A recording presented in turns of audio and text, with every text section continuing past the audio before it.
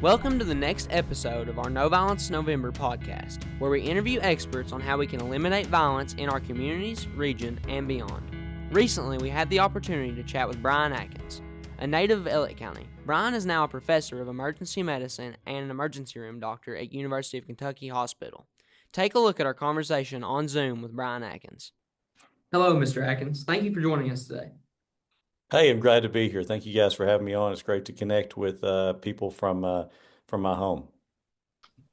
What percentage of trauma cases are related to intentional violence? How has this changed over the past few years? That's a great question. I don't think that I've probably researched the national statistics on that, but I would say that we're certainly more aware of it these days because of things as it relates to social media and the internet, and we're more aware of the more dramatic cause of violence, which intentional ones like assaults, stabbings, and shootings, obviously.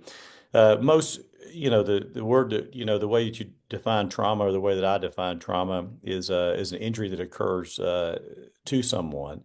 And, fortunately, most of the trauma that we still continue to see at the hospital and in a trauma center are those of accidental nature, where someone has had a fall, someone's had a motorcycle wreck, a motor vehicle collision, etc.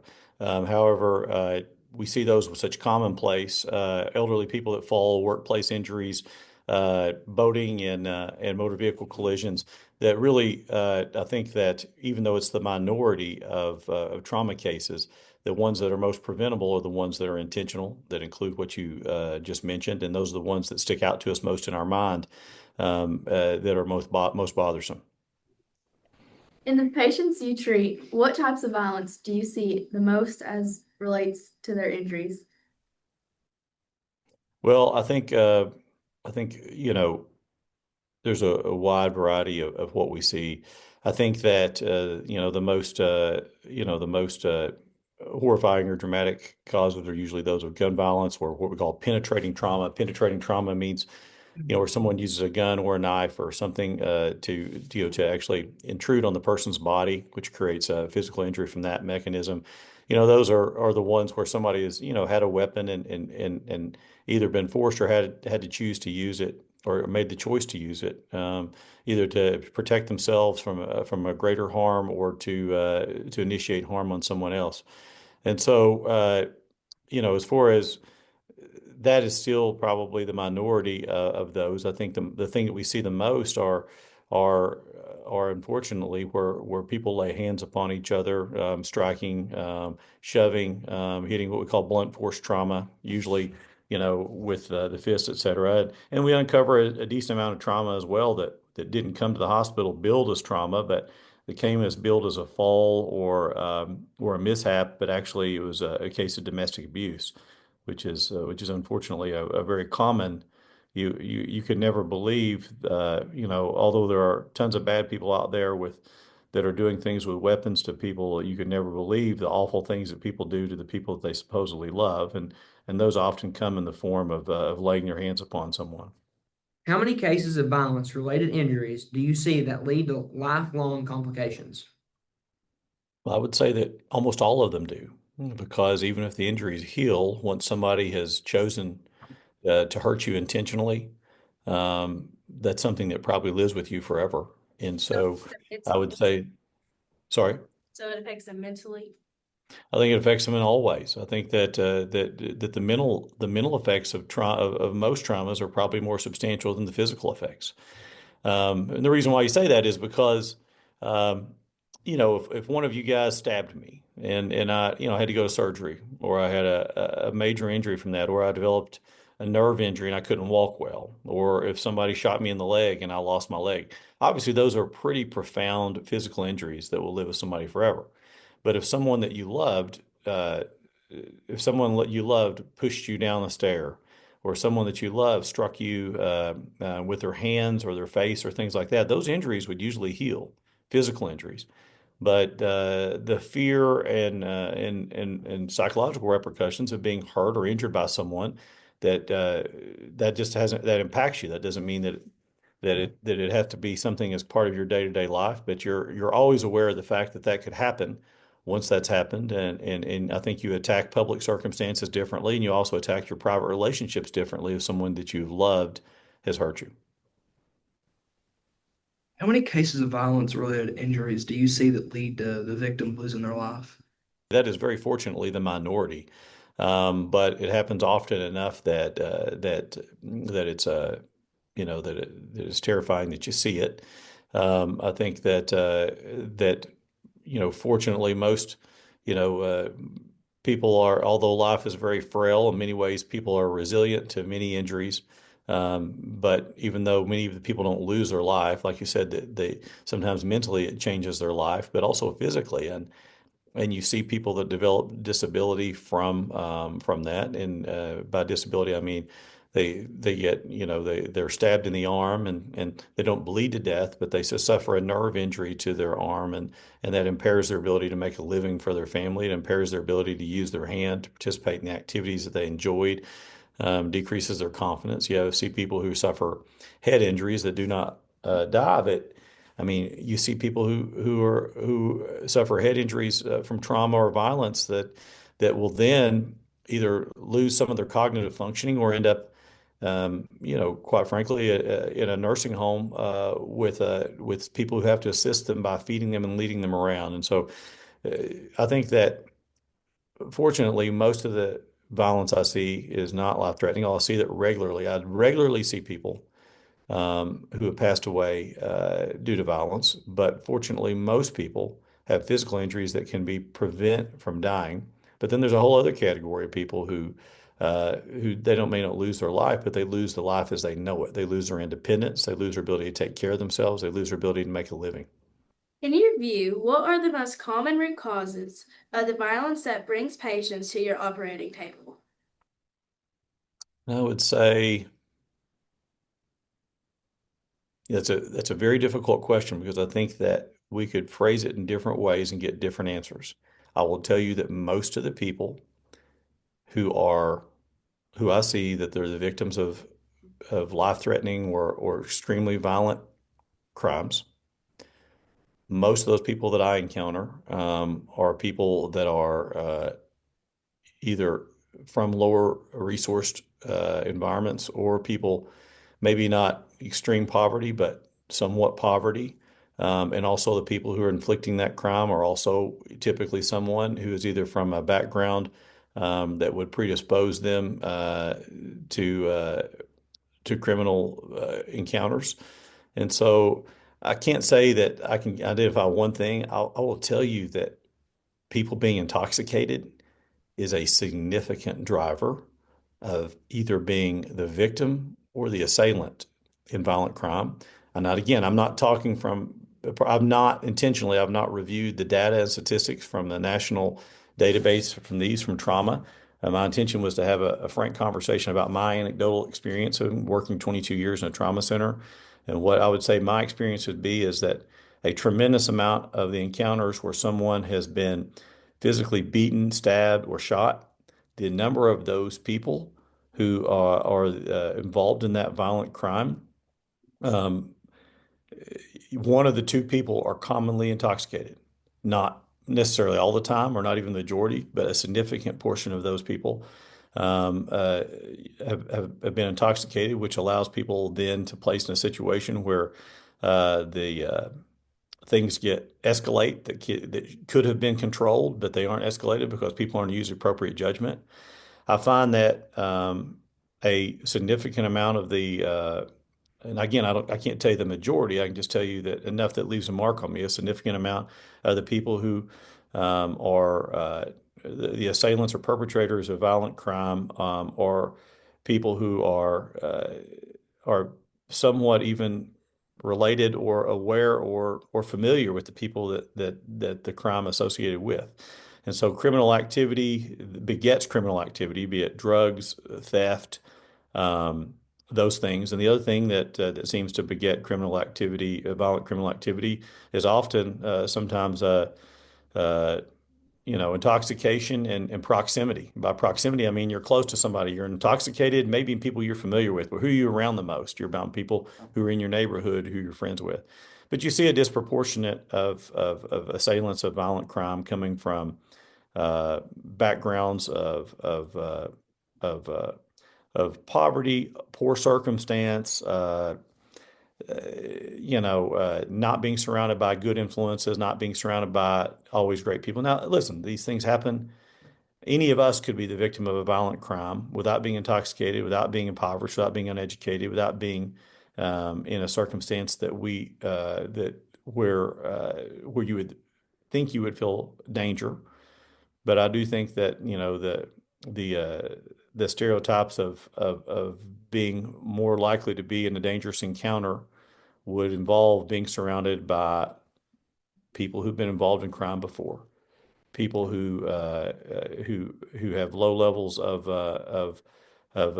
you know of financial levels, so that crime becomes more common. There's a greater sense of desperation in those people who are from broken families, et cetera. You just feel like there's more there, although it can happen to any of us at any time, and we should all be aware and vigilant. And also, like we discussed earlier, um, a lot of the criminal violence that people have and injuries that people have come from people they love. So there are a lot of people that you and I know that we don't even know that are in their home suffering because somebody in the home who's neither uneducated nor intoxicated nor impoverished would choose to seek violence against other people. But I would say that the people who are suffering the most violent crimes that I see are commonly involved in some degree of criminal behavior at some point. Well, I'll take that back. I wouldn't say most of the victims. I would say most of the perpetrators and some of the victims. What is the percentage of young adults under the age of 18 who have experienced long-term effects from being emotionally or physically abused? Well, I can't give you a percentage, but I would say that anybody who's a child who suffers a violent injury as laid upon them by someone else um, is suffering some degree of long-term consequences from that. Whether that person, I mean, the thing is, I probably know dozens of people who were harmed as a child, either by somebody they loved or somebody they trusted, or even by somebody that they didn't know.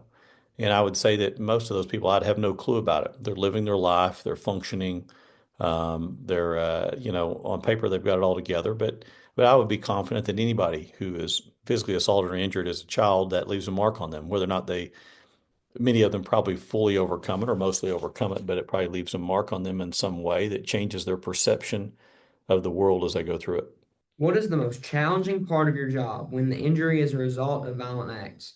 Well, I mean, I think the most challenging part of my job um, is trying to just do the right thing for somebody who's got a severe injury. So I'd say the most challenging part is probably just performing the regular work as it comes, because you try to maintain you maintain empathy for all circumstances, and really the most challenging part I think is trying to get them well.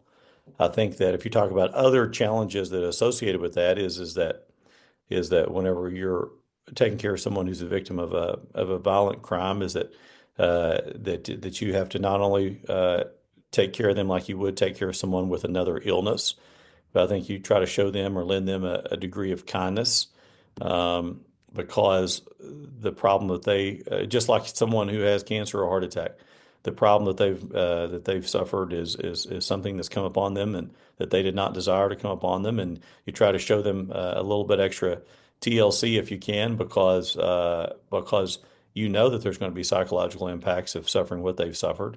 You know there's going to be a road to recovery.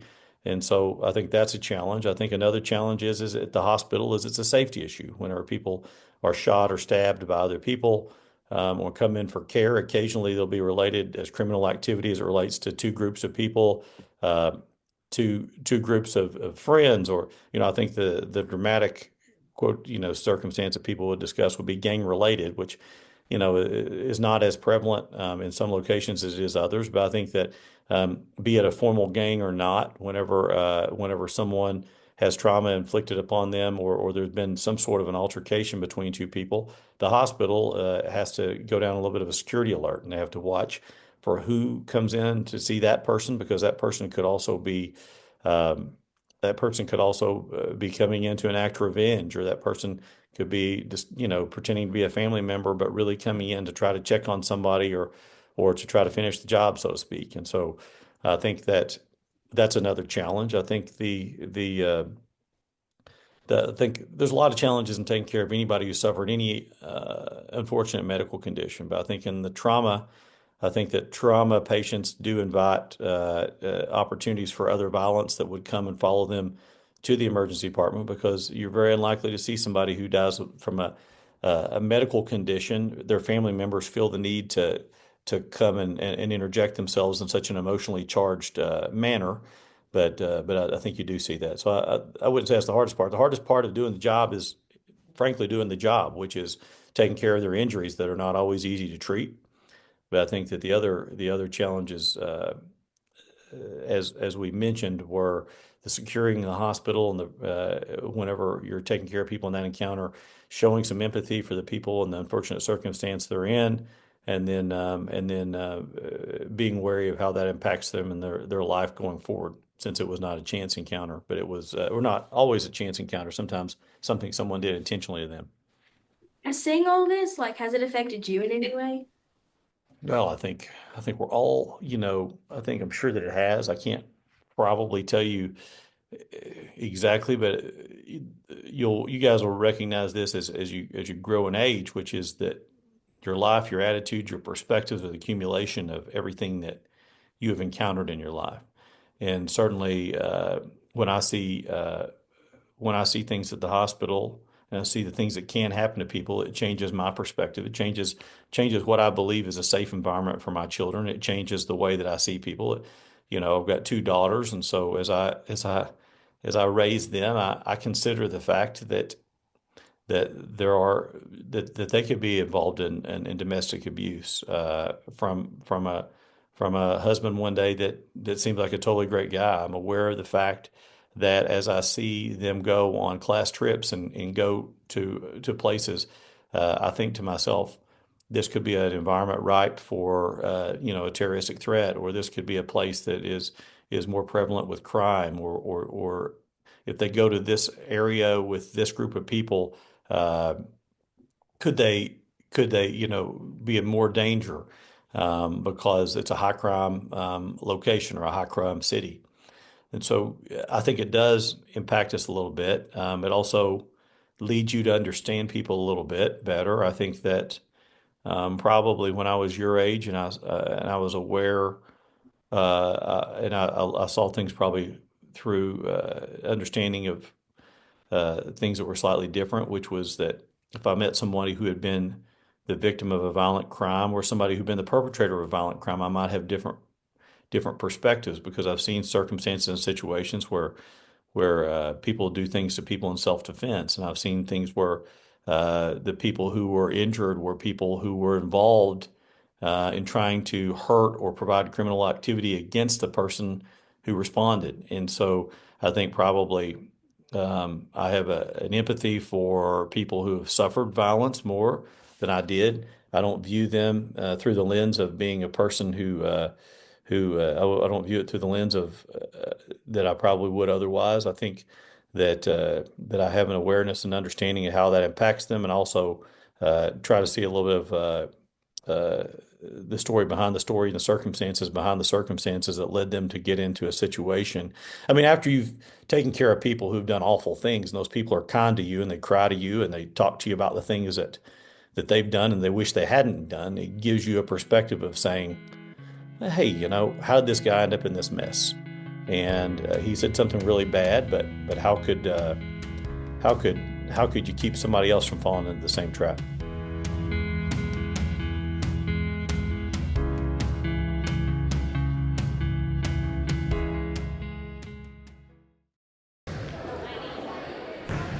Elliott County High School students are fighting back, not with violence, but with a commitment to peace. They are taking a stand against fighting, bullying, and other violent acts in their school, community, and beyond. The ECHS Jobs for America's Graduates program has declared this month as No Violence November. Their campaign asks fellow students and communities across the state to take a pledge to be a peacemaker and participate in positive communications with others. So far, over 220 pledges have come in, with some even reaching people from as far as Illinois and Florida. Over 130 ECHS students have taken the pledge. As part of their commitment, students received a free No Violence November t-shirt created by JAG students. Each t-shirt displayed a word that represents ending violence to them individually, such as freedom, support, change, and kindness. To spread their message, students have also created a website, a public service announcement for the radio, and a podcast that is now featured on Spotify. You do breathe in 4 seconds, hold it 4 seconds, breathe out 4 seconds. Let's try it. 1, 2, ready? 2, 3, 4. Release 1. The podcast 2, includes interviews with 4. counselors, mental health professionals, and even an emergency room doctor from University of Kentucky Hospital. You always see people getting in fights, getting in arguments. ECHS JAG President Levi Adkins and his team developed the idea after realizing violence in our world has gone too far. He said this initiative has been a huge success and hopes there will be more success to come. Although this project is named No Violence November, we don't want it to just end at November. We want to make as big of a change and have this as long as possible. Students hope to receive more pledges and hope their message will continue reaching beyond Sandy Hook. You can sign the pledge, watch podcasts, and learn more at their website, bit.ly/ECHSJAG. From ECHS JAG, I'm Delaney McDaniel.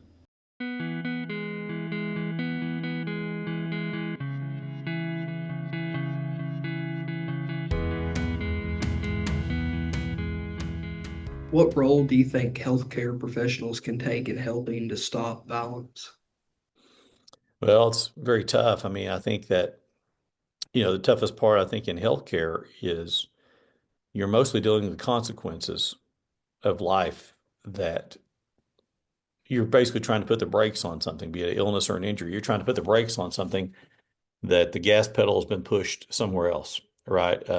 With regards to bad genetics, bad luck, a mishap, lifestyle factors that lead to medical problems, trauma or injuries that occur that are someone else's fault or no one's fault, other than gravity.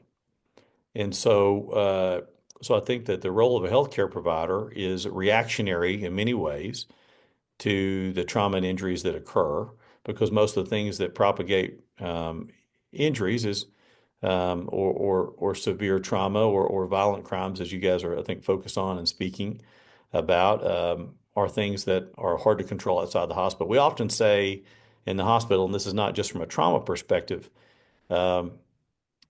you see somebody who's lonely, who's sad, who's poor, who's left out, who's just down and out. And, I've heard people say before, I wish we could write a prescription for a friend. And I know that sounds crazy, but like a lot of people we see in the emergency department with a variety of conditions, illness, injury, anything, those people in their lives would be tremendously better if they had somebody in their life that provided a good influence to them, that cared about them, that counseled them whenever they were about to make bad decisions, that could support them in their desires to improve themselves, improve their health, improve their education, get a better job, all kinds of stuff. And so when I say write a prescription for a friend, that means that most of the things that I see the consequences of could be improved if people had the right kind of support. Not all, but a lot of the things. So I think that the role that healthcare providers can have is the same as what you guys have chosen to do as high school students, which is to speak out and be aware of violence and try to prevent it the best you can. I think in the emergency department, when we see people who are the victims of violent crime, we try to talk to them about having a safe place to live, safe place to stay, whether they can stay in their home whether the violence that enacted them was actually came to them was actually from their home. We try to encourage them to avoid, substance abuse and alcoholism and other things that lead to decisions that put you on the path to be more vulnerable to violent crime. And so I think that's and then we can try to be kind and show people the human decency that even though somebody they care about beat him up, or somebody they didn't know beat him up, or stabbed him or shot him, you try to show them the human decency to say, just because you're in this situation today doesn't mean that has to define you for life. That's something that you don't have to be. This is not the way you have to live. This is not the people you have to be around. And so I think healthcare workers are in many ways really only the way that we can do it is because we're exposed to vulnerable people. We're exposed to people who've suffered violence. And I think when you meet people when they've recently been hurt or sick, they're at their most humble. They're at their most ready to accept change.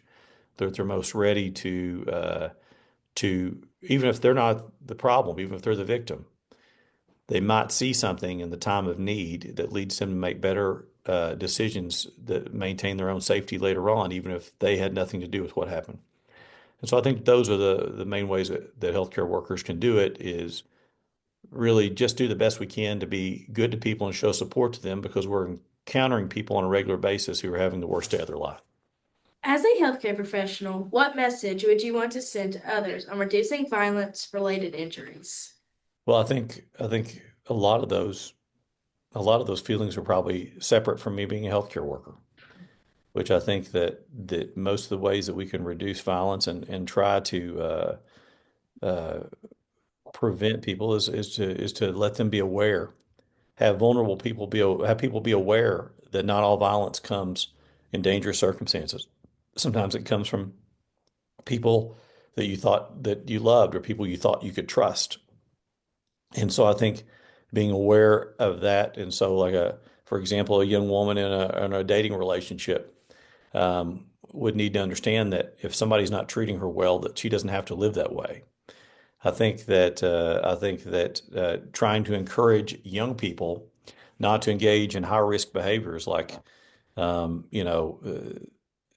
drugs, etc., which I think people always try to do those things, but they need to understand that that's not just a minor physical risk. When you choose to become intoxicated, it's not just a minor physical risk that you take and say, okay, well, this won't kill me. I think what you're doing is you're engaging, especially in illegal drugs, you're engaging in a lifestyle that places you in position to be surrounded by people who are engaging in criminal activity. Usually not out in front and open in a place where all of us would feel safe, but in a place that's in the shadows. And a lot of bad things happen outside of public view in places where there's a lot of criminal activity. And once you step down that slippery slope of being engaged in that kinds of activities, you're surrounded by the kind of people who are more prone to violence or more prone to receiving violence. And that's not to judge them. That's just say that that's just the way that it is, at least the way that I've seen it. I think that is encouraging, just as a person. I think you want to encourage people to talk through things, to recognize differences, understand that we're all different, but that doesn't mean you have to take action on somebody because they're different. That's the craziest thing ever. We can share words and share differences and share and be living in different neighborhoods and look differently, feel differently about things without feeling like we have to take action in a violent method. That's not going to be the solution for almost anything, unless you're just defending yourself and it's between your life and somebody else's. We learn to talk to people and understand them. And I think just in general, try to give people the confidence to make right decisions, correct decisions, and understand that that although victims of violent crime don't choose that, and many of them have nothing to do, they're just walking down the street and they get mugged, right? Like it's just awful things. But there are steps that we can try to take to be more cautious and avoid the type of being around the type of people who are engaged in high risk activities. But I think mostly it comes down to talking to each other, respecting each other. Obviously, when people are intoxicated, they can't respect each other's difference of opinion very well. And so I think a lot of it just comes down to common sense. I don't know that it has to come from a healthcare worker. I think a lot of it would come from just what you guys are doing, which is having conversations with people about their experiences and how it's affected them. If you could choose one word, what word would you choose to represent ending world violence? I think probably love. I mean, I think that's a generic answer probably you get from a lot of people, but I think that if we're all trying to love each other and then just as human beings and children of God, if we're all trying to love each other, then we might we might hit the brakes a little bit before we make bad decisions. Even people who are in crazy circumstances. If you can just hit the brakes, there's so many times that if somebody could just, and I'm talking about a car wreck, I'm talking about in life, so many times that these circumstances are unfolding where if somebody could just hit the brakes and think about what they're doing and the actions and the consequences of that, that maybe you could stop. And if you look at a lot of the violent crimes that you guys are aware of or not, if everyone tried their best to love everybody, then you have more empathy for people. You have more. If you have a positive impression of people rather than immediately seeing them as different than you, then maybe you would think about before you get out of control. You would choose a better answer. You'd see somebody as somebody's child or somebody's mother or somebody's father, and you would view them with love, then maybe you wouldn't. But there's a million different words I could come up with on a different day. But I think that if there's a mutual respect and love between people, we're just less likely to let things get out of hand. I really like that. It's a new one. He said it was sharing, but really it wasn't.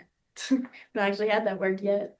Well, good. There's probably a lot of more intelligent words you had for more intelligent, guests on the podcast. And so, but that's the best I could come up with right now. And so, but if you ask me another day, I might give you a different word. Maybe it's respect. Maybe it's understanding. Maybe it's, vigilance, but like whatever it would be today, it felt like that. And I think that a lot of the things that we see that are intentional violent crimes, if we were all attacking with a different mindset, we might be less prone to make a bad decision or put ourselves in a difficult encounter.